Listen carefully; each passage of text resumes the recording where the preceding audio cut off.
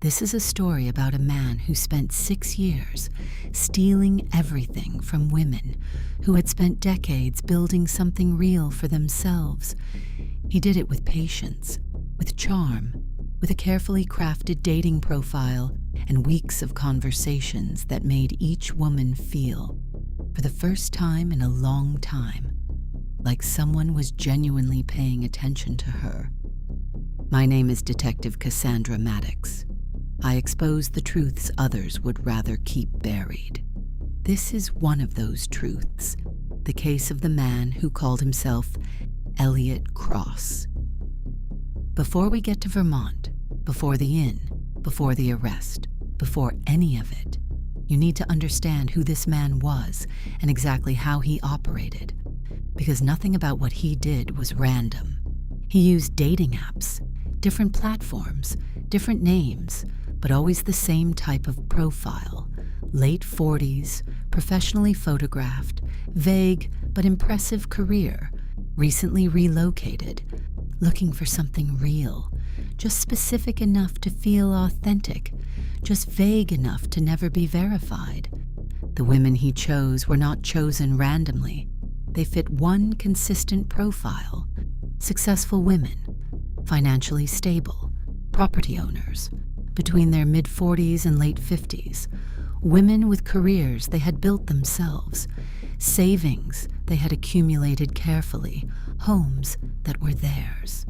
Women who were, in their professional lives, formidable, and who had somewhere in the quieter corners of their personal lives a space that hadn't been filled in a while. No close family nearby, a reduced social circle, people who wouldn't immediately notice if something went wrong. The courtship was always the same: weeks of careful, attentive conversation before ever suggesting a meeting, remembered details, follow-up questions, a slow, unhurried romance that made each woman feel specifically and deliberately chosen.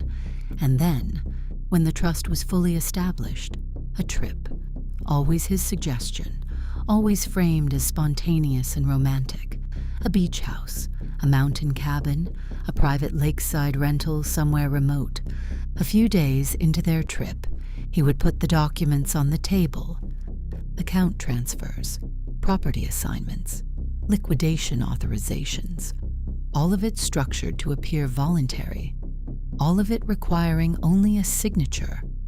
And he would tell them, calmly, always calmly, what would happen to them and to the people they loved if they refused, that he had been watching them long before they ever saw his profile, that he knew where their children lived, that disappearing was something he was very good at, and that speaking about what happened after would have consequences he would personally make sure they understood. Every woman signed. They returned thinner, frightened, careful with their words in a way that the people closest to them could feel but not name. Their savings were gone, their assets transferred. Some had taken out loans in their own names before returning home. They went back to their jobs, their routines, their lives, and they carried what had happened in complete and total silence, because he had made sure they understood exactly what silence cost and what breaking it would cost more. The cases existed across 5 states under 5 different suspect names. Not one woman filed a report. Not one named a suspect. On paper, there was no crime. He had engineered it that way deliberately. The first known victim was in Charlotte, North Carolina. She was 48 years old, a senior project manager at a logistics company. She owned her home. She had a retirement account she had been carefully building for 2 decades. She matched with a man calling himself Daniel Marsh in February of that year. By July, he suggested a trip, a beach house on the Carolina coast. She told a coworker she was taking a few personal days, and she left. She was gone for 12 days. When she came back, she said she had extended the trip, that she needed the time. Within 3 weeks of her return, $190,000 had been transferred out of her savings account. Her home equity line had been accessed. A legal document she had signed transferred partial ownership of her property to an LLC nobody in her life had ever heard of. When her closest friend asked about it, she was told, firmly and only once, to drop it. Daniel Marsh's profile was deleted before she even arrived home. He was gone. And for 2 full years after that, nothing. He lived quietly off the money he had taken while he waited, and eventually chose again. Over the next 4 years, he surfaced in Atlanta, then Nashville, then Richmond, then Philadelphia. Different platform each time, different name, same method, same result. Each woman coming home shattered and silent, the way he had designed it. One of the victims, Misty Thomas, was 53 years old, and she lived in Chicago.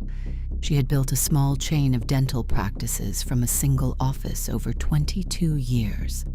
The people who knew her used words like formidable, unmovable, someone who had simply never learned how to be intimidated because nothing in her life had ever successfully managed it.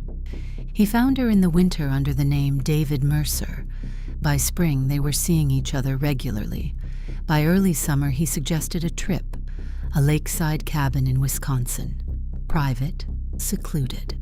She told her office manager she'd be back in a week. She didn't come back in a week. Misty Thomas was found 11 days later in a shallow creek bed 4 miles from the cabin. The cause of death was listed as inconclusive. Exposure, possibly a fall. The cabin had been thoroughly cleaned. David Mercer was gone. His profile was deleted. The investigation stalled quickly, and the case went cold. What happened in that cabin? We can only partially reconstruct. What we know is that at some point during those 11 days, he put the documents in front of her. He made his demands. He told her what would happen if she refused. She refused, and she kept refusing. 6 times before, the method had worked. He had never encountered a no that held.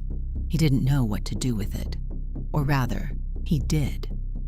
Misty ended up in a creek bed 4 miles from a cabin that had been wiped clean, and her family had no answers, and the case went cold, and he became someone else. But the local news covered it. A woman found dead near a remote cabin, last seen leaving with a man she had met online. They described him, his age, his build, his name. The story ran for several days, and then somewhere, in Charlotte, North Carolina, a woman sat in front of her television watching the story. She recognized the description. She had lived it herself 2 years earlier on a rental on the Carolina coast, and she had spent every day since telling herself that staying quiet was the only way to stay safe. But Misty Thomas was dead, and he was still out there. So she called the Chicago Police Department tip line. She didn't give her name, she just said, "I think I know who you're looking for, and I think I'm not the only one." Within days, detectives in Chicago were working from the description she provided. She connected them to a woman she knew had been through something similar in Atlanta. That woman confirmed it. Then Nashville, then Richmond, then Philadelphia. One by one, across 5 states, the silence he had so carefully constructed began to crack. Not because investigators broke it down, but because one woman decided that Misty Thomas deserved better than another cold case. What emerged was a composite, not just physical but behavioral. The platforms, the language patterns, the courtship timeline, the trip, the documents, the threat delivered in that same calm, unhurried voice. 6 women describing 6 different men who were unmistakably the same person. The file reached me in October. By then, investigators had been quietly tracking a name, Elliot Cross, for several weeks through financial records connected to one of the described transactions. Ghost identity, built from nothing 14 months prior. but it had left traces. A credit card, a gas station purchase, a location, northern Vermont. I was there by the following morning. We arrived at an inn Elliot Cross was staying at. He was brought in for questioning that afternoon. He was calm throughout, measured, practiced.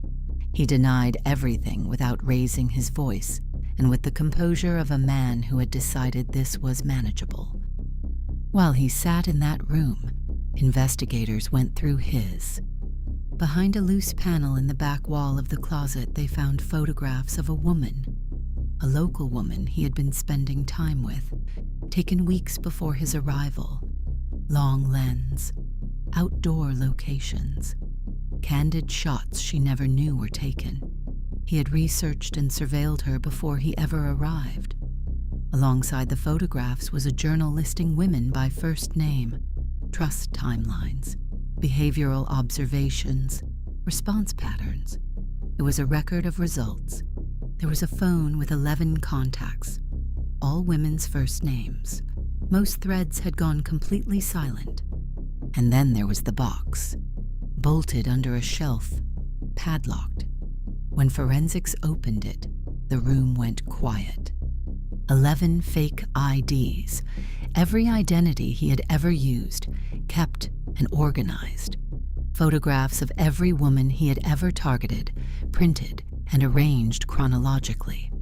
And on the photographs of the women he had successfully taken everything from, a small, precise red X drawn across each face. Misty Thomas's photograph was there. Her X was there. Her case was reopened within 48 hours and reclassified as homicide within 3 weeks, when DNA from the box placed him at the cabin. He had kept all of it, every ID, every photograph, every record. The forensic psychologist on the case said that was consistent with his profile. The records weren't a liability he couldn't destroy. They were proof he kept for himself. A private record of his own power. While Cross was in custody, there was a case of a missing woman named Grace Johnson who had been gone for 13 days. She was 54, recently widowed, owner of a successful interior design firm in Bridgeport, Connecticut. Her phone had gone dark in northern Vermont weeks earlier. Rental properties and vacation units connected to the suspect's known aliases were searched across a wide corridor. She was found on the 4th day. A vacation rental booked months earlier under one of his aliases had a basement room with a locked door. Grace Johnson had been there for 13 days. She had signed everything: account transfers, property assignments, full liquidation of her business accounts. She came home with nothing. She told the hospital admitting nurse she had taken a trip and gotten sick. Even then, even after everything, she was still afraid to say his name out loud. In formal interrogation, Cross said almost nothing useful. The composure held. It didn't matter. DNA from the box placed him at Misty Thomas's cabin. Financial forensics reconstructed every transfer across all 7 confirmed victims. The forger who had produced 3 of his fake IDs identified him immediately from a photograph. 13 confirmed victims, 6 years, 5 states, 11 aliases. The records he couldn't bring himself to destroy became the architecture of his own conviction. Before sentencing, I went back one final time. I asked him what it was actually about. Underneath the money, underneath all of it. He said they had it all figured out, the career, the house, the whole life perfectly arranged. He just needed to show them how fast all of that could disappear. Not the money. The money was just proof. The real thing was watching someone who thought they were untouchable find out that they weren't. I needed them to carry that home. I needed that to be the thing they woke up thinking about. He didn't choose these women because they were vulnerable. He chose them because they weren't. The money was what he took. The feeling of safety was what he destroyed. For some of those women, that second thing never fully came back. Thomas Allen Veck, Elliot Cross's real name, recovered through fingerprint records, was convicted on 7 counts of kidnapping, 1 count of first-degree murder in the death of Misty Thomas, multiple counts of financial coercion and fraud, and additional charges across 3 state jurisdictions. 4 consecutive life sentences. No possibility of parole. 6 of the 7 surviving victims testified. Most of them had never told the full truth to the people closest to them before they told it to that jury. The woman from Charlotte, the one who made the call, the one who decided Misty Thomas deserved better than silence, she testified last. She sat in that courtroom and said everything she had been carrying for years out loud, with her name attached to it. Grace Johnson rebuilt, slowly. She said after the verdict that the hardest part was never the 13 days in that room. It was the silence after. She said the moment she could finally breathe again was hearing the sentence read out loud in that courtroom. This case ended because one woman watched the news and could not stay quiet anymore. That is the only reason it has an ending at all. Thomas Veck will die in a federal correctional facility. Everything he built, every identity, every scheme, every carefully laid plan is in a case file now. Closed.